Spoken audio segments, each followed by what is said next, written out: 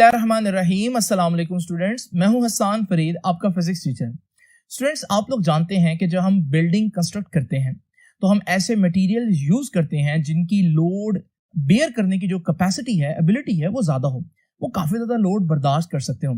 इस वजह से आप लोग कंक्रीट या स्टील या इस तरह के मटेरियल यूज करते हैं। लेकिन सवाल यह है कि आपको कैसे पता चलता है कि ये चीजें जो हैं वो ज्यादा लोड बेयर कर सकती हैं बाकी चीजों के मुकाबले में। डेफिनेटली आप कोई ना कोई टेस्ट तो करेंगे ना, ये चेक करने के लिए कि किस मटेरियल की जो कैपेसिटी है लोड बेयर करने की, या उसकी जो स्ट्रेंथ है, उसकी टफनेस है, उसकी हार्डनेस है, इन चीजों का अंदाजा करने के लिए आप कोई ना कोई टेस्ट तो करते होंगे। सिविल इंजीनियर्स जो है ना ऐसा टेस्ट करते हैं। आज का हमारा जो लेक्चर है वो भी इसी से रिलेटेड है। तो आइए स्टूडेंट स्टार्ट करते हैं आज का लेक्चर। स्टूडेंट्स, अगर आज का आर्टिकल आप लोग बुक से देख रहे हैं तो आप लोग देखेंगे बुक ने किसी किस्म की कोई हेडिंग यूज नहीं की, जिसकी वजह से बच्चों को बहुत ज्यादा मसला होता है कि इस आर्टिकल को एज ए लॉन्ग क्वेश्चन किस तरह से अटेम्प्ट करना है। यही वजह है कि आप लोग देख रहे हैं कि मैंने व्हाइट बोर्ड के ऊपर आज आप लोगों के सामने सारा डाटा जो है विद प्रॉपर हेडिंग्स लिख लिया, ताकि आप लोगों का यह मसला हल हो जाए कि इस आर्टिकल को अटेम्प्ट किस तरह से करना है और हम सारी परेशानियां छोड़कर सिर्फ इस बात पर फोकस करें कि आज का जो आर्टिकल है उसका कॉन्सेप्ट क्या है। आज का लेक्चर स्टूडेंट समझने से पहले आपको दो टर्म्स जो मैंने पहले पढ़ाई हैं उनका पता होना चाहिए, वो स्ट्रेस और स्ट्रेन है। एक दफा बस याद कराता चलूं कि हमारे पास अगर ये एक मेटालिक रॉड है और आप इस रॉड पर एक फोर्स पर यूनिट एरिया लगाएं जो इसको इलोंगेट करे, इसकी लेंथ बढ़ाए, तो वो जो आप force per unit area apply कर रहे हैं उसे हम कहेंगे ये आप स्ट्रेस अप्लाई कर रहे हैं। तो स्ट्रेस क्या हुआ? Force per unit area. इसको हम स्ट्रेस भी कह सकते हैं, इसको अप्लाइड स्ट्रेस भी कह सकते हैं। स्टूडेंट्स याद रखिएगा, जब आप स्ट्रेस अप्लाई करते हैं किसी भी बॉडी पर तो बॉडी में डिफॉर्मेशन होना शुरू हो जाती है। उसकी लेंथ, वॉल्यूम या शेप में से कोई एक चेंज हो सकता है। यहां जो मैं एग्जांपल दे रहा हूं उसमें आप देख रहे हैं उसकी लेंथ जो है वो चेंज हो रही है। ये जो लेंथ में चेंज आ रहा है, अगर मैं इसको मेजर करूं तो इसके लिए एक क्वांटिटी है जिसे हम कहते हैं स्ट्रेन। स्ट्रेन होती है change in length over original length. अब स्ट्रेन और स्ट्रेस जो है इसका डीप कॉन्सेप्ट मैं पहले दे चुका हूं। सिर्फ अभी आप लोगों को इतना बताता चलूं कि स्ट्रेस का जो सिंबल है वो सिग्मा है और स्ट्रेन का जो सिंबल है वो एप्सिलॉन है, जो इस तरह से दिखता है। नाउ स्टूडेंट्स, आप लोगों ने देखा कि जब भी हम किसी बॉडी पर स्ट्रेस अप्लाई करें तो बॉडी में स्ट्रेन प्रोड्यूस हो जाती है, उसमें डिफॉर्मेशन प्रोड्यूस हो जाती है, चेंज आना शुरू हो जाता है। लेकिन स्टूडेंट्स आप लोग कहेंगे कि सर यहां तो आपने इसको हाथ से इलोंगेट कर दिया, लेकिन रियलिटी में एक स्टील के रॉड को हाथ से तो नहीं हम इलोंगेट कर सकते। इस सूरत में हम स्टील के रॉड को किस तरह से स्ट्रेस अप्लाई करेंगे? याद रखिएगा, इसके लिए स्टूडेंट्स इंजीनियर्स यूज करते हैं एक मशीन। वो टेस्टिंग की जो मशीन है वो कुछ इस तरह से नजर आती है। इसमें इंपॉर्टेंट बात, इसके ये दो जॉज हैं। ये दो जॉज हैं, इसके दरमियान में हम रॉड जो है वो लगा देंगे। जब रॉड फिक्स हो जाएगा, ये जॉज जो है ये अपनी जगह पर मूव करेंगे और हमारे पास वो जो रॉड है उस पर स्ट्रेस अप्लाई होना शुरू हो जाएगी। आज का हमारा आर्टिकल यही है कि हम देखेंगे कि इस मशीन में रखे गए रॉड पर जब हम स्ट्रेस बढ़ाते हैं आहिस्ता आहिस्ता, तो मटेरियल में जो स्ट्रेन प्रोड्यूस होगी वो कितनी होगी और मटेरियल कैसे बिहेव करेगा। तो मैं यहां पर मशीन को भी ऑपरेट करूंगा और साथ साथ स्ट्रेस और स्ट्रेन प्रोड्यूस जो हो रही है उसका जो इंफॉर्मेशन या डाटा मेरे पास आएगा उसको इस ग्राफ के ऊपर प्लॉट भी करूंगा। इस ग्राफ के ऊपर आप देख रहे हैं कि एक्स एक्सिस पर मैंने स्ट्रेन ली है और वाई एक्सिस पर मैंने स्ट्रेस लिया है। नाउ स्टूडेंट्स, यहां पर कुछ बच्चे परेशान होंगे और वो ये परेशानी होगी कि एक्स एक्सिस में आप देख रहे हैं कि सर ने स्ट्रेन लिया। स्ट्रेन यानी कि इसका मतलब इंडिपेंडेंट वेरिएबल हुआ, और वाई एक्सिस पर स्ट्रेस लिया। और वाई एक्सिस पर किसको लेते हैं? डिपेंडेंट वेरिएबल को। इन टर्मिनोलॉजीज से मैथ्स के स्टूडेंट जो है वो ज्यादा वाकिफ होंगे। इसका मतलब क्या है? ग्राफ में जो पोजीशंस आप देख रहे हैं स्ट्रेस और स्ट्रेन की, उससे पता चल रहा है कि स्ट्रेन जो है वो इंडिपेंडेंट वेरिएबल है और स्ट्रेस जो है वो डिपेंडेंट वेरिएबल है, जो कि इस बात की निशानदेही कर रहा है कि स्ट्रेस डिपेंड्स अपॉन स्ट्रेन। लेकिन स्टूडेंट्स रियलिटी में आप देखते हैं कि ऐसा तो नहीं होता। एक्चुअली में स्ट्रेस आप अप्लाई करते हैं और उस स्ट्रेस की मौजूदगी में स्ट्रेन प्रोड्यूस होती है। तो आप रियलिटी में क्या कहते हैं? आपका कॉन्सेप्ट क्या है? आप कहते हैं स्ट्रेन स्ट्रेस की वजह से प्रोड्यूस हो रही है। जबकि ग्राफ को हम देखें तो ग्राफ क्या कह रहा है? ग्राफ कह रहा है कि स्ट्रेस स्ट्रेन की वजह से प्रोड्यूस होता है। अब ये एक अजीब सी कंफ्यूज करने वाली चीज है, लेकिन अगर आप लोगों को अगली बात समझ में आ जाए तो फिर आपने कंफ्यूज नहीं होना। नाउ स्टूडेंट्स याद रखिएगा, आपके लिहाज से स्ट्रेस क्या है? वो फोर्स पर यूनिट एरिया जो आप अप्लाई करें, जिसको आप अप्लाइड स्ट्रेस कहते हैं। लेकिन याद रखिएगा, अगर मैं अप्लाइड स्ट्रेस के लिहाज से देखूं तो वाकई ऐसा ही है, आप सही कह रहे हैं। जब हम स्ट्रेस अप्लाई करते हैं तो आप देखते हैं कि स्ट्रेस अप्लाई करने की वजह से स्ट्रेन प्रोड्यूस होती है। मैं जितना स्ट्रेस लगाऊंगा उतनी ज्यादा स्ट्रेन प्रोड्यूस होगी। यहां से क्लियरली नजर आ रहा है कि स्ट्रेन स्ट्रेस पर डिपेंड कर रही है। लेकिन स्टूडेंट्स, इंजीनियर इसको एक और तरह से भी देखते हैं। अब वो क्या है, अगर आप बॉडी पर स्ट्रेस अप्लाई करें तो स्ट्रेन प्रोड्यूस होगी, लेकिन बॉडी के इस तरह स्ट्रेन प्रोड्यूस करने पर, डीफॉर्म होने पर, बॉडी के मटेरियल के जो एटम्स हैं वो वापस जाने के लिए भी एक फोर्स लगा देंगे। ये जो वापस जाने के लिए एक फोर्स लग रही है, अगर मैं इसको force per unit area calculate करूं तो ये भी तो एक स्ट्रेस होगी।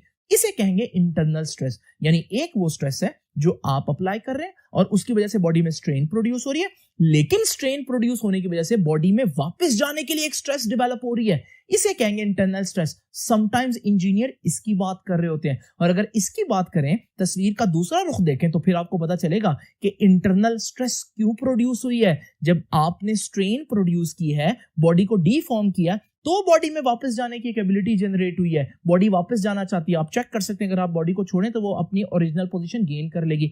बिल्कुल ऐसा ही स्प्रिंग में भी होता है। जब आप स्प्रिंग में स्ट्रेस अप्लाई करते हैं तो स्प्रिंग में स्ट्रेन प्रोड्यूस हो जाती है, लेकिन अब आपको नहीं नजर आ रहा, लेकिन मटेरियल के अंदर वापस जाने की एक स्ट्रेस जनरेट होगी, इंटरनल स्ट्रेस। जब आप मटेरियल को छोड़ते हैं तो मटेरियल जो वापस जाता है वो इंटरनल स्ट्रेस की वजह से जाता है, जिसको हम रीस्टोरिंग फोर्स के तौर पर भी कैलकुलेट करते हैं। तो स्टूडेंट्स, अगर हम इस कॉन्सेप्ट से देखें कि जब आप बॉडी में स्ट्रेन प्रोड्यूस करते हैं तो बॉडी में वापस जाने के लिए एक स्ट्रेस जनरेट हो जाती है, या इंटरनल स्ट्रेस जनरेट हो जाती है, तो फिर यहां से आप कह सकते हैं कि भाई हमारे पास स्ट्रेस जो है, इंटरनल स्ट्रेस, वो डिपेंड करेगी जो आप स्ट्रेन प्रोड्यूस कर रहे हैं उस पर। यानी स्ट्रेस डिपेंड्स अपॉन स्ट्रेन। तो ये ग्राफ अब जस्टिफाई हो रहा है, वाकई में ग्राफ सही कह रहा है। वो बस किस स्ट्रेस की बात कर रहा है, वो इंटरनल स्ट्रेस की बात कर रहा है। नाउ स्टूडेंट्स, ये तो स्ट्रेस और स्ट्रेन का कॉन्सेप्ट आपको समझ में आ गया। अब जरा देखते हैं कि इस मशीन के अंदर जो हमारे पास मेटालिक रॉड होगा उसका बिहेवियर कैसा होगा। जरा देखें, मैंने जो मेटालिक रॉड है वो आपके सामने इन जॉज में फिक्स कर दिया है। अभी मैंने कोई किसी किस्म की फोर्स नहीं लगाई, तो आप देख रहे हैं बॉडी की लेंथ भी चेंज नहीं हुई। तो यहां से मैं ग्राफ के ऊपर ये पॉइंट ड्रॉ कर देता हूं जो कि बता रहा है कि इस वक्त ना ही बॉडी में कोई स्ट्रेस आपने अप्लाई की है और ना ही बॉडी की लेंथ चेंज हुई है, तो ना ही बॉडी में कोई स्ट्रेन है। तो स्ट्रेस और स्ट्रेन दोनों ही जीरो पर है। लेकिन स्टूडेंट जरा इमेजिन करें, अब मैंने मशीन ऑन की और मैंने जैसे ही फोर्स अप्लाई की, जो स्ट्रेस मैंने लगाई है, सपोज करें स्ट्रेस को सिग्मा कह देते हैं, उस स्ट्रेस की वजह से आप देख रहे हैं कि जो हमारी बॉडी है उसकी लेंथ में एक चेंज आ गया है। ये चेंज मैं स्ट्रेन की फॉर्म में मेजर करूंगा। सपोज करें ये स्ट्रेन है एप्सिलॉन। तो स्टूडेंट्स, ये जितनी भी स्ट्रेस और जितनी भी स्ट्रेन होगी, ये मैं अगर यहां पर आपके सामने ग्राफ के ऊपर प्लॉट करूं तो मेरे पास ये पॉइंट आएगा। अब नोट करने वाली बात क्या है? नोट करने वाली बात यह है कि मैं करने लगा हूं फोर्स को डबल। तो पहले फोर्स F थी, मैंने अब फोर्स को या स्ट्रेस को डबल कर दिया। तो पहले स्ट्रेस सिग्मा थी, अब मैंने डबल करके 2 सिग्मा कर दी, स्ट्रेस डबल होगी। मैंने देखा कि जो चेंज आया, स्ट्रेन है, वो भी डबल हो गई। यानी कि जिस रेशियो में मैंने स्ट्रेस बढ़ाई उसी रेशियो में स्ट्रेन भी बढ़ गई। तो अगर मैं ग्राफ के ऊपर इसको प्लॉट करूं कि मैंने सिग्मा जो है यानी कि स्ट्रेस जो है वो डबल कर दी, तो डबल ही स्ट्रेन भी होगी, तो मेरे पास ये वाला पॉइंट आएगा। फिर मैंने क्या किया, मैंने स्ट्रेस को 3 टाइम्स कर दिया। जब मैंने स्ट्रेस को 3 टाइम्स कर दिया तो मैंने देखा कि बॉडी में जो डिफॉर्मेशन हो रही है, जो स्ट्रेन है, वो भी 3 टाइम्स प्रोड्यूस हो गई है। तो अगर मैं इसी तरह से 3 टाइम्स स्ट्रेस कर दूं ग्राफ के ऊपर और 3 टाइम्स स्ट्रेन कर दूं, तो I will get this point. आप देख रहे हैं कि अगर मैं इन पॉइंट्स को मिलाऊं तो मेरे पास एक स्ट्रेट लाइन आएगी। ये स्ट्रेट लाइन ये बता रही है कि आपकी बॉडी पर जिस रेशियो में हम स्ट्रेस बढ़ा रहे हैं उसी रेशियो में उसकी स्ट्रेन भी बढ़ रही है। सिर्फ ये इंपॉर्टेंट नहीं है कि स्ट्रेस बढ़ने से स्ट्रेन बढ़ रही है, बल्कि जिस रेशियो में स्ट्रेस बढ़ रही है उसी रेशियो में स्ट्रेन बढ़ रही है। यानी कि if I am doubling the force तो स्ट्रेन भी डबल हो जाएगी। अगर मैं फोर्स 3 टाइम्स या स्ट्रेस 3 टाइम्स कर दूंगा तो स्ट्रेन भी 3 टाइम्स हो जाएगी। अब स्टूडेंट्स, करते करते मैं इसी तरह से एक पॉइंट आया जब मैंने जो फोर्स है वो 4 टाइम्स कर दी या स्ट्रेस 4 टाइम्स कर दी। अब जैसे ही मैंने स्ट्रेस 4 टाइम्स की तो मैंने देखा कि अब जो चेंज आया वो 4 टाइम्स नहीं था, बल्कि वो तो 5 टाइम्स हो चुका है। इसका मतलब यहां आकर ये रेशियो डिस्टर्ब हुई। मैं सोच रहा था जिस तरह से शुरू में फोर्स सिग्मा थी और स्ट्रेन एप्सिलॉन थी, तो जैसे ही मैंने स्ट्रेस डबल की 2 सिग्मा कर दी तो स्ट्रेन 2e होगी, डबल होगी। और जब मैंने स्ट्रेस 3 टाइम्स की तो स्ट्रेन 3 टाइम्स होगी। तो मैंने सोचा जब मैं स्ट्रेस 4 टाइम्स करूंगा तो स्ट्रेन भी 4 टाइम्स होगी, लेकिन जब मैंने स्ट्रेस 4 टाइम्स की तो स्ट्रेन 5 टाइम्स तक चली गई। इसका मतलब ये हुआ कि मैं अभी फोर्स को 3F तक ही रखता हूं। 3F तक खास बात यह है कि ये वो फोर्स है या ये वो स्ट्रेस है जिसमें हम देख रहे हैं कि जिस रेशियो पर स्ट्रेस बढ़ रही है उसी रेशियो पर स्ट्रेन बढ़ रही है। और ग्राफ के ऊपर ये चीज हमें एक स्ट्रेट लाइन की फॉर्म में नजर आ रही है। और मैंने देखा ये कब तक होगा, जब तक मैं ये वाली स्ट्रेस अप्लाई करूंगा, क्योंकि मैंने जब इससे ज्यादा स्ट्रेस की थी तो फिर स्ट्रेट लाइन प्रोपोर्शनैलिटी थी वो खराब होना शुरू हो गई थी। तो इसलिए मैं कहूंगा इस पॉइंट के ऊपर ये जो स्ट्रेस लग रही है ये वो मैक्सिमम स्ट्रेस है जो आप अप्लाई कर सकते हैं अगर आप चाहते हैं कि जिस रेशियो में स्ट्रेस बढ़े उसी रेशियो में स्ट्रेन बढ़े। इससे ज्यादा स्ट्रेस नहीं अप्लाई करनी, क्योंकि अगर आपने इससे ज्यादा स्ट्रेस अप्लाई कर दी तो फिर ये रेशियो डिस्टर्ब होना शुरू हो जाती है। ये जो पॉइंट ए हमारे पास आया है, इस पॉइंट ए की जो स्ट्रेस है इसे कहते हैं स्टूडेंट्स प्रोपोर्शनैलिटी लिमिट। ये जो स्ट्रेस है इसे कहते हैं प्रोपोर्शनैलिटी लिमिट। यानी प्रोपोर्शनैलिटी लिमिट क्या है? वो मैक्सिमम स्ट्रेस जो आपका मटेरियल बर्दाश्त कर सकता है, इंड्योर कर सकता है। इंड्योर का मतलब बर्दाश्त करना, बेयर का मतलब भी बर्दाश्त करना होता है। तो ये वो स्ट्रेस है जो आपका मटेरियल बर्दाश्त कर सकता है without losing straight line proportionality. या हम यूं भी कह सकते हैं ये वो स्ट्रेस है जिससे अगर आप कम कम स्ट्रेस लगाएं तो जिस रेशियो में स्ट्रेस बढ़ाएंगे उसी रेशियो में आप देखेंगे स्ट्रेन भी बढ़ेगी। तो students, what is proportionality limit? Initially stress increases linearly with strain. Stress increases linearly with strain का मतलब है कि जिस रेशियो में स्ट्रेन बढ़ेगी उस रेशियो में स्ट्रेस बढ़ेगी। अब परेशान नहीं होना, हम ये पढ़ रहे हैं कि जिस रेशियो में स्ट्रेस बढ़ेगी उस रेशियो में स्ट्रेन बढ़ेगी, लेकिन मैंने आपको बताया इंजीनियर्स का कांसेप्ट क्या है, वो स्ट्रेन को देखते हैं कि स्ट्रेन की वजह से मटेरियल के अंदर स्ट्रेस बढ़ रही है, तो इसलिए वो इस तरह से लिख रहे हैं। It doesn't matter. तो आप लोग बस इस पे फोकस करें कि initially stress increases linearly with strain. Linear का मतलब क्या है कि ग्राफ के ऊपर अगर आप देखें जिस तरह से स्ट्रेस और स्ट्रेन बढ़ रहे हैं, you are getting a straight line, एक लीनियर लाइन आपके पास आ रही है till it reaches at A. और ये लीनियर लाइन कब तक आएगी? जब तक आप पॉइंट ए पर पहुंचेंगे, ठीक है ना, on the curve. This point is known as proportional limit. अब ये प्रोपोर्शनल लिमिट क्या है? ग्रेटेस्ट स्ट्रेस, वो जो मैक्सिमम स्ट्रेस है that a material can endure, जो मटेरियल बर्दाश्त कर सकता है without losing straight line proportionality between stress and strain. तो हम कह सकते हैं कि हमारे पास ये पॉइंट ए तक जब आप स्ट्रेस जिस रेशियो में बढ़ाएंगे स्ट्रेन भी उसी रेशियो में बढ़ती जाएगी पॉइंट ए तक। तो पॉइंट ए पर जो स्ट्रेस है वो मैक्सिमम स्ट्रेस है जो आपकी लाइन को स्ट्रेट रखेगी, या दूसरे अल्फाज में ये वो मैक्सिमम स्ट्रेस है जिसके अंदर अंदर अगर आप स्ट्रेस को रखते हैं तो जिस रेशियो में स्ट्रेस बढ़ेगी उस रेशियो में स्ट्रेन बढ़ेगी। यानी आसान अल्फाज में stress is directly proportional to strain. आप फिर कहेंगे sir strain is directly proportional to stress नहीं होगा, अब वो इंजीनियर वाला कॉन्सेप्ट आ गया। तो याद रखिएगा स्ट्रेस जो है वो स्ट्रेन के डायरेक्टली प्रोपोर्शनल होगा, और ये एक लॉ है कि स्ट्रेस स्ट्रेन के डायरेक्टली प्रोपोर्शनल होता है, इसे कहते हैं हुक्स लॉ। याद रखिएगा जो हुक्स लॉ है वो कहां पर एप्लीकेबल है? वो पॉइंट ओ से लेकर पॉइंट ए तक इस रीजन में हुक्स लॉ अप्लाई हो रहा है। और कैसे पता चल रहा है हुक्स लॉ अप्लाई हो रहा है? क्योंकि लाइन बिल्कुल स्ट्रेट है, और लाइन तभी स्ट्रेट होगी जब स्ट्रेस और स्ट्रेन डायरेक्टली प्रोपोर्शनल होंगे। तो देखिए what is Hooke's law? Within proportional limit stress is directly proportional to strain, it is applicable to region O A. ठीक है ना, तो हम कह सकते हैं कि ओ से ए तक हुक्स लॉ जो है वो अप्लाई हो रहा है। तो मैंने पॉइंट ए पर जो स्ट्रेस थी उसको मैंने प्रोपोर्शनल लिमिट भी बोला, क्योंकि ये वो मैक्सिमम स्ट्रेस है जहां तक आपका स्ट्रेस और स्ट्रेन प्रोपोर्शनल रहेंगे, डायरेक्टली प्रोपोर्शनल। लेकिन स्ट्रेस और स्ट्रेन का डायरेक्टली प्रोपोर्शनल होना तो हुक्स लॉ भी है, इसलिए मैं इसको प्रोपोर्शनल लिमिट के साथ हुक्स लिमिट भी कह सकता हूं। नाउ स्टूडेंट्स याद रखिएगा, अभी तक मैंने मटेरियल को जितना डिफॉर्म किया है मशीन के अंदर वो हुक्स लिमिट के अंदर अंदर किया है, यानी कि ये वो लिमिट है जिसमें स्ट्रेस और स्ट्रेन डायरेक्टली प्रोपोर्शनल रहेंगे। लेकिन अगर आपने एक बात नोट की है वो ये है कि जब मैं इस मटेरियल को छोड़ दूंगा तो आप देखेंगे मटेरियल अपनी असल शेप में वापस आ जाएगी। यानी मटेरियल में अपनी असल शेप को गेन करने की एबिलिटी अभी खत्म नहीं हुई। यानी मैं कहूंगा हमारा मटेरियल इस वक्त इलास्टिक है। मैंने आपको बताया था ना इलास्टिक क्या होता है लास्ट लेक्चर में। इलास्टिसिटी एक प्रॉपर्टी होती है जिसमें जब आप किसी मटेरियल को डीफॉर्म करते हैं तो वो अपनी ओरिजिनल शेप में वापस जाने की सलाहियत रखती है। इसे हम कहते हैं ये इलास्टिक है, या इस प्रॉपर्टी को कहेंगे इलास्टिसिटी है। स्प्रिंग में ऐसा ही होता है, स्प्रिंग को आप खींचते हैं, जब आप छोड़ते हैं वो वापस अपनी जगह पर आ जाता है। इसका मतलब स्प्रिंग में इलास्टिसिटी है। तो याद रखिएगा हम कह सकते हैं कि पॉइंट ए पर आने पर हमारे पास इलास्टिसिटी खत्म नहीं हुई, हमारे पास इलास्टिसिटी खत्म नहीं हुई, बॉडी में अभी भी वापस जाने की सलाहियत भरपूर मौजूद है। आप सिर्फ इस पर जो स्ट्रेस अप्लाई कर रहे हैं उसको रिमूव करते हैं तो बॉडी अपनी ओरिजिनल शेप गेन कर लेगी।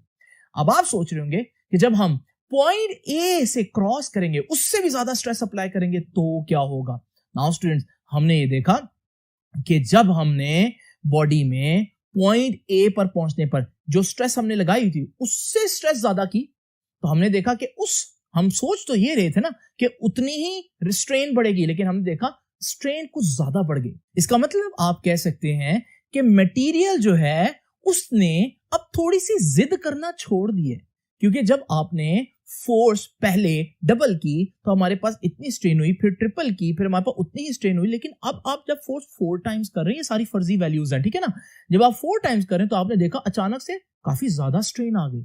यानी कि इसका मतलब है कि मटेरियल जो है पहले स्ट्रेन से बाज रह रहा था, यानी मटेरियल जो है अपनी लेंथ बढ़ाने में थोड़ा हेजिटेट कर रहा था। अब थोड़ी सी उसको आदत हो गई, यूं समझे, और अब वो अपनी मटेरियल जो लेंथ है वो चेंज करने पर थोड़ा रजामंद हो गया। तो देखें उतनी ही स्ट्रेस आपने बढ़ाई लेकिन स्ट्रेन ज्यादा बढ़ गई। अगर मैं ये चीज के स्ट्रेस उतनी ही बढ़ाई लेकिन स्ट्रेन ज्यादा बढ़ गई आपके सामने ग्राफ के ऊपर प्लॉट करूं तो कैसा होगा। अभी तक आप लोगों ने देखा ग्राफ में मैंने क्या किया कि मैंने फोर्स डबल की तो स्ट्रेन डबल होगी, फिर मैंने दोबारा से फोर्स, बार बार कह रहा हूं स्ट्रेस कहना चाहिए लेकिन आप लोग समझ जाएं कि मैं स्ट्रेस की बात कर रहा हूं, ठीक है ना। तो मैंने स्ट्रेस डबल की, स्ट्रेन डबल होगी, फिर मैंने स्ट्रेस दोबारा 3 टाइम्स कर दी, स्ट्रेन 3 टाइम्स होगी। अगर चीजें ऐसे चलती रहती तो फिर जब मैं स्ट्रेस 4 टाइम्स करता तो स्ट्रेन भी 4 टाइम्स हो जाती। इस सूरत में हमारे पास फिर से एक स्ट्रेट लाइन आती है, लेकिन ऐसा नहीं है। मैंने क्या बोला कि बॉडी ने अब जिद करना छोड़ दिया और मैंने जब स्ट्रेस 4 टाइम्स की तो बॉडी में जो स्ट्रेन है वो 5 टाइम्स आ गई, यानी स्ट्रेन ज्यादा प्रोड्यूस होगी। इस सूरत में ये पॉइंट आएगा आपके पास।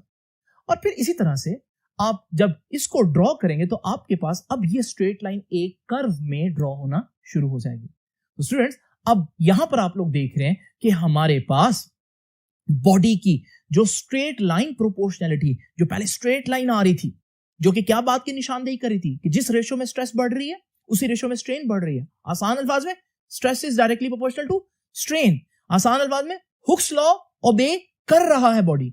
इसका मतलब ए तक तो ऐसा था, लेकिन ए से आपने देखा आगे अब जो स्ट्रेट लाइन थी वो कर्व में चेंज होना शुरू हो गई और इस पॉइंट तक आप देखें कि जो लाइन है वो कर्व नजर आ रही है। ये कर्व बता रही है कि अब बॉडी में स्ट्रेट लाइन प्रोपोर्शनैलिटी नहीं है। अभी भी स्ट्रेस बढ़ने से स्ट्रेन बढ़ रही है लेकिन उस रेशो में नहीं बढ़ रही, बल्कि थोड़ी सी स्ट्रेस पर बहुत ज्यादा स्ट्रेन प्रोड्यूस हो जाती है। और उसकी वजह क्या है? उसकी वजह मैंने बताया कि अब मटेरियल को थोड़ी सी डिफॉर्मेशन की आदत हो गई है, तो अब वो डिफॉर्मेशन के अगेंस्ट इतनी जिद नहीं कर रही। तो मैंने थोड़ी सी स्ट्रेस बढ़ाई तो ज्यादा स्ट्रेन प्रोड्यूस होगी। तो स्टूडेंट्स, ये जो हमारे पास आप देख रहे हैं रीजन, ये वो रीजन है जहां पर प्रोपोर्शनैलिटी जो है वो खत्म हो गई है, स्ट्रेट लाइन खत्म हो गया, हुक्स खत्म हो गया। हुक्स लॉ अब नहीं लग सकता, यानी हुक्स लिमिट क्रॉस कर गए हम, प्रोपोर्शनैलिटी लिमिट क्रॉस कर गए। इसलिए हमने पिछले पॉइंट को क्या नाम दिया था? हुक्स लिमिट या प्रोपोर्शनैलिटी लिमिट, क्योंकि हमने बताया कि भाई यहां तक स्ट्रेस लगाओगे तो प्रोपोर्शनैलिटी रहेगी,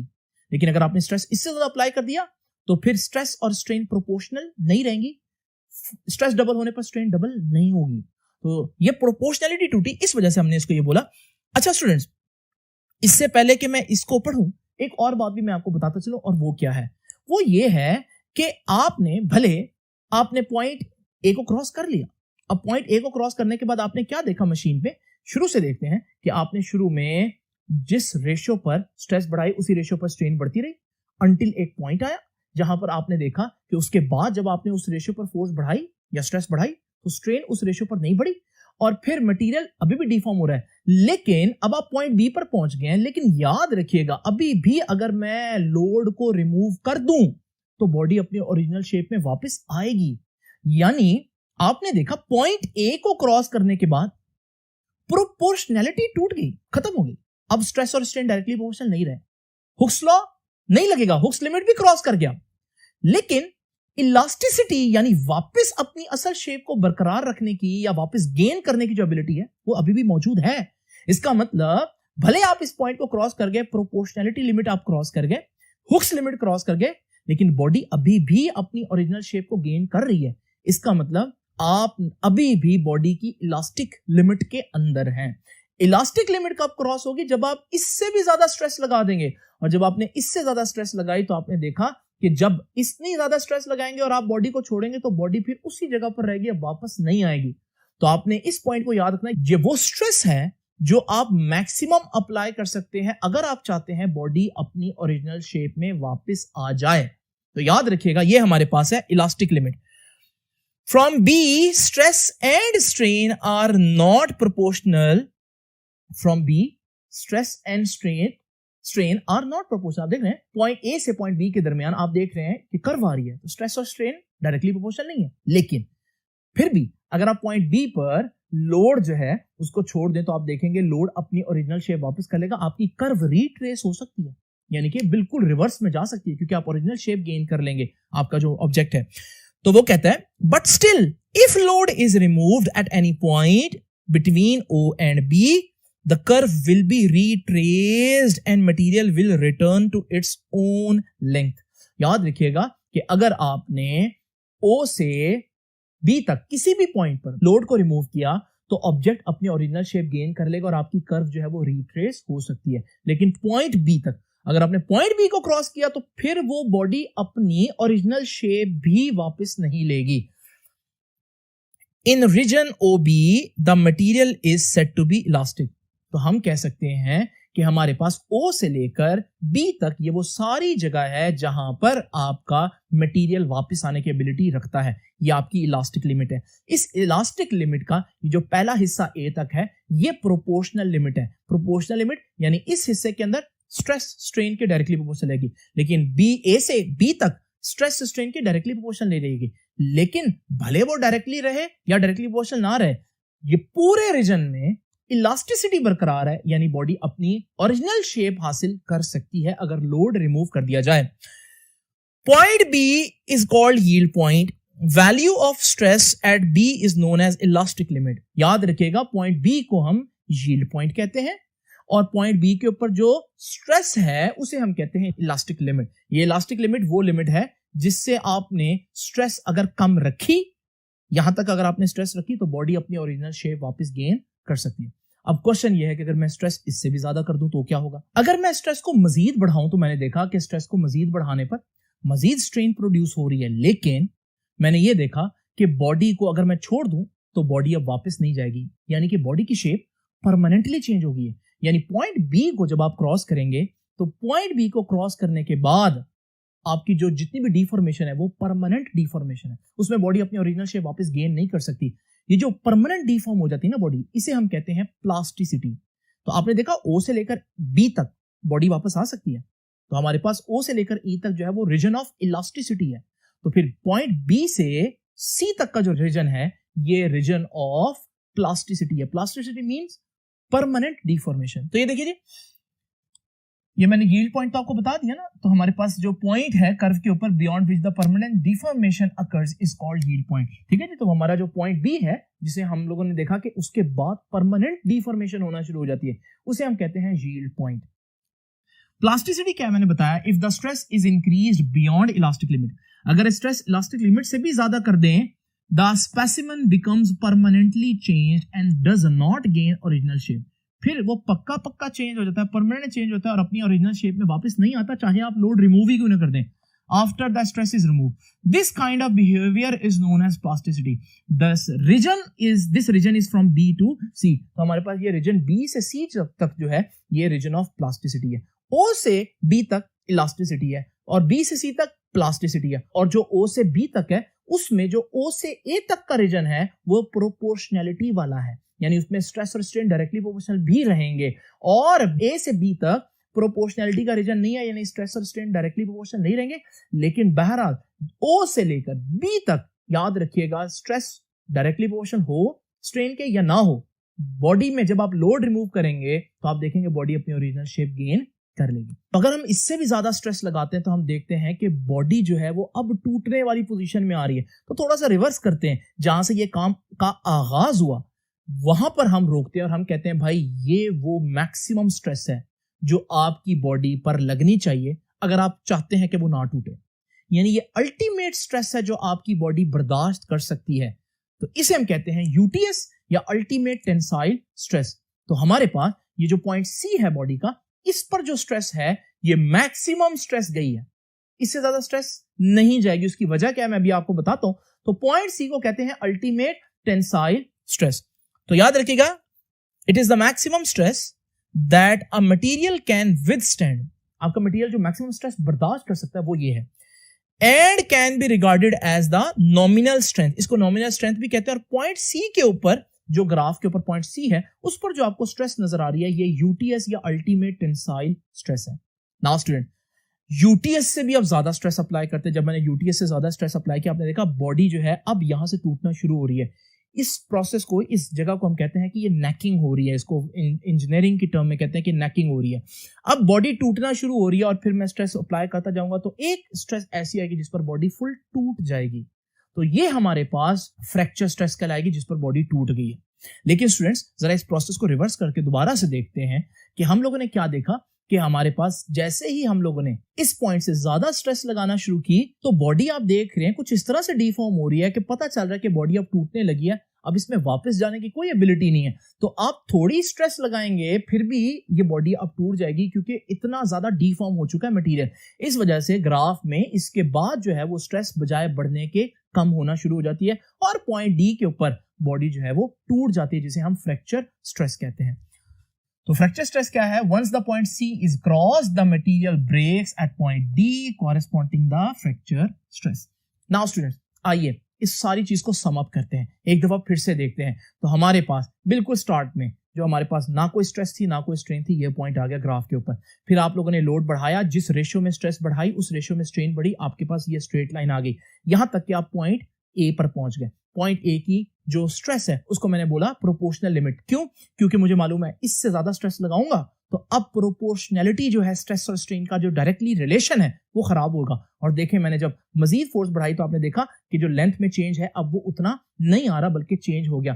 तो अब मैं मजीद स्ट्रेस बढ़ाता जा रहा हूं और यहां तक कि मैं इस पॉइंट पर पहुंचा, पॉइंट बी के ऊपर। जब मैं पॉइंट बी के ऊपर पहुंचा तो मैंने देखा कि अगर मैं इससे ज्यादा फोर्स लगाऊंगा तो अब बॉडी जो है वो फिर परमानेंट चेंज हो जाएगी। पॉइंट बी तक अगर मैं बॉडी को छोड़ दूं तो बॉडी अपनी ओरिजिनल शेप गेन कर लेगी। इसका मतलब पॉइंट ओ से लेकर पॉइंट बी तक बॉडी इलास्टिक लिमिट नहीं लूज की। लेकिन पॉइंट बी के ऊपर आप देख रहे हैं इलास्टिक लिमिट भी अब क्रॉस कर जाएगी। तो अगर मैंने पॉइंट बी से स्ट्रेस ज्यादा की और फिर बॉडी को छोड़ा तो बॉडी अब वापस ओरिजिनल शेप गेन नहीं करेगी।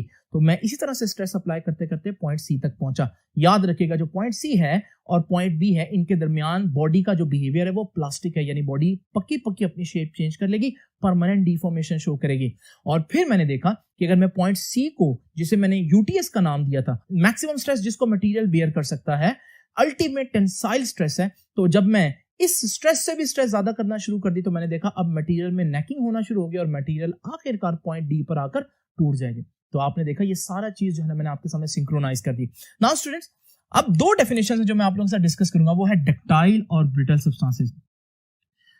डेफिनेशन पढ़ देते हैं। Substances which undergo plastic deformation until they break are called ductile substances. वो सब्सटेंसेस जो टूटने से पहले परमानेंट डिफॉर्मेशन शो करें, प्लास्टिसिटी शो करें, यानी जो अभी मैंने आपके सामने शो किया सारा ग्राफ, वो ग्राफ बेसिकली आप देख रहे हैं उसमें पॉइंट बी और सी जो है वो प्लास्टिसिटी का रीजन है। यानी ये जो भी मटेरियल है टूटने से पहले पहले परमानेंट डिफॉर्म हो रहा है।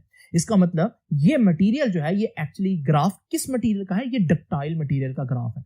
डक्टाइल मटेरियल वो होते हैं जो टूटने से पहले पहले परमानेंट डिफॉर्म हो जाते हैं। इसकी एग्जांपल है लेड और कॉपर, और बहुत सी एग्जांपल है जो आपकी बुक ने डिस्कस नहीं की। लेकिन स्टूडेंट्स याद रखिएगा, कुछ चीजें ऐसी होती हैं जो टूटने से पहले पहले परमानेंट डिफॉर्मेशन शो नहीं करती। मिसाल के तौर पर अगर आप गौर करें तो आप लोगों को पता चलेगा जो ग्लास है वो एक ऐसी एग्जांपल है। ग्लास को जब आप डिफॉर्म करते हैं तो वो थोड़ा सा डिफॉर्म होता है लेकिन उसके बाद वो फौरन टूट जाता है। ऐसा नहीं होता कि ग्लास को आप डिफॉर्म करें और वो थोड़ी देर के लिए परमानेंटली अपनी शक्ल वैसे चेंज कर ले जैसे स्प्रिंग को बहुत ज्यादा स्ट्रेच कर दें तो वो अपनी नई शक्ल जो है वो नई शेप जो है वो वहां पर मेंटेन कर लेता है। तो यहां पर शीशे के केस में ऐसा नहीं होता, बल्कि शीशे को आपने थोड़ा सा डिफॉर्म किया तो वो टूट गए। इसका मतलब ये जो सब्सटेंसेस है ये ब्रिटल सब्सटेंसेस हैं। ब्रिटल सब्सटेंसेस जो है वो हमारे पास ये जो BC का रीजन है यानी प्लास्टिसिटी का रीजन है उनमें नहीं होता। तो उनका ग्राफ कुछ इस तरह से दिखेगा और वो पॉइंट B के बाद ही टूटना शुरू हो जाएंगे। डक्टाइल मटेरियल जो है वो पॉइंट C के बाद टूटना शुरू होते हैं क्योंकि इनमें पॉइंट C और B के दरमियान वाला रीजन होगा ही नहीं, तो ये पॉइंट B के बाद टूटना शुरू हो जाएंगे। ब्रिटल सब्सटेंसेस क्या होते हैं? Substances which break just after the elastic limit is reached are called brittle substances. Glass जैसे कि मैंने बताया, हाई कार्बन स्टील। अब आप लोग दोनों को देख चुके हैं, दोनों की एग्जांपल। अब यहां पर याद रखिएगा डक्टाइल और ब्रिटल का फर्क जो है वो आप उनके जो टूटे हुए टुकड़े हैं उनसे भी अंदाजा कर सकते हैं। याद रखिएगा जो हमारे पास डक्टाइल सब्सटेंसेस हैं क्योंकि वो टूटने से पहले परमानेंट डिफॉर्म होते हैं, तो जब टूटेंगे तो आप देखेंगे कि उनका जो इस तरह से कोन टाइप जो है वो स्ट्रक्चर बनेगा उस पॉइंट पर जहां पर वो टूटेंगे। लेकिन ब्रिटल सब्सटेंसेस क्योंकि परमानेंट डिफॉर्मेशन नहीं करते टूटने से पहले पहले, वो पॉइंट B के फौरन बाद टूट जाते हैं, तो उनके इस तरह की फ्लैट सरफेसेस बनेगी टूटने पर। और आप लोग जानते हैं कि जब शीशा टूटता है तो शीशे में भी इस तरह की फ्लैट सरफेसेस ही होती हैं जिस पॉइंट पर वो टूटता है। स्टूडेंट्स एक और बात याद रखिएगा, ये जो स्ट्रेस स्ट्रेन कर्व मैंने आप लोगों को बनाकर दिखाई, इस स्ट्रेस स्ट्रेन कर्व का जो एरिया है अंडर द कर्व, ये एरिया बताता है कि कितनी एनर्जी मटेरियल टूटने से पहले अब्सॉर्ब कर सकता है। यहां से क्लियरली नजर आता है कि डक्टाइल मटेरियल जो है क्योंकि उनमें प्लास्टिसिटी वाला रीजन होगा तो इतना एरिया होगा जो कर्व के नीचे आ रहा होगा, यानी कि वो इतनी एनर्जी जो है वो एब्सॉर्ब कर सकते हैं टूटने से पहले। जबकि जो ब्रिटल सब्सटेंसेस होंगे आप देखेंगे ब्रिटल सब्सटेंसेस जो हैं क्योंकि उनका वो BC का रीजन ही नहीं होगा तो हमारे पास प्लास्टिसिटी वो शो नहीं करते, तो इस सूरत में इनका जो रीजन बनेगा, जो एरिया बनेगा अंडर द कर्व वो कम होगा। इसका मतलब ये थोड़ी ही एनर्जी लेते हैं और उसके बाद टूट जाते हैं। इसका मतलब अगर मुझे एक ऐसा स्प्रिंग बनाना है जिसको आप चाहते हैं कि वो बहुत ज्यादा लोड बर्दाश्त करे और टूटे ना, मिसाल के तौर पर जो हमारा स्प्रिंग होते हैं हैवी मशीनरी के अंदर या जो मोटरसाइकिल के अंदर या गाड़ी के अंदर जो शॉक्स होते हैं, वो हम ऐसे स्प्रिंग से बनाएंगे जो बहुत ज्यादा एनर्जी अब्सॉर्ब कर सके टूटने से पहले। तो कौन ज्यादा एनर्जी अब्सॉर्ब कर सकता है टूटने से पहले? जिसका एरिया अंडर द कर्व ज्यादा होगा, वो कौन है? डक्टाइल। इसलिए याद रखिएगा हम स्प्रिंग जो है स्टील के स्प्रिंग जो है यूज करते हैं क्योंकि हमें मालूम है कि उनको बहुत ज्यादा एनर्जी अब्सॉर्ब करने की जरूरत है ताकि वो टूट ना जाए। तो इसलिए हम ऐसे मटेरियल यूज करते हैं जो डक्टाइल हो। ब्रिटल के अपने फायदे हैं, वो और जगहों पर इस्तेमाल होती हैं, लेकिन ब्रिटल जो है वो जल्दी टूट जाते हैं। स्टूडेंट्स और भी बहुत सी चीजें जो यहाँ से आपको बताई जा सकती हैं, लेकिन फिलहाल आपके स्कोप में रहते हुए, बुक के स्कोप में रहते हुए हम इतना ही रखते हैं। आपसे इंशाल्लाह मुलाकात होगी नेक्स्ट लेक्चर में। तब तक के लिए अल्लाह हाफिज।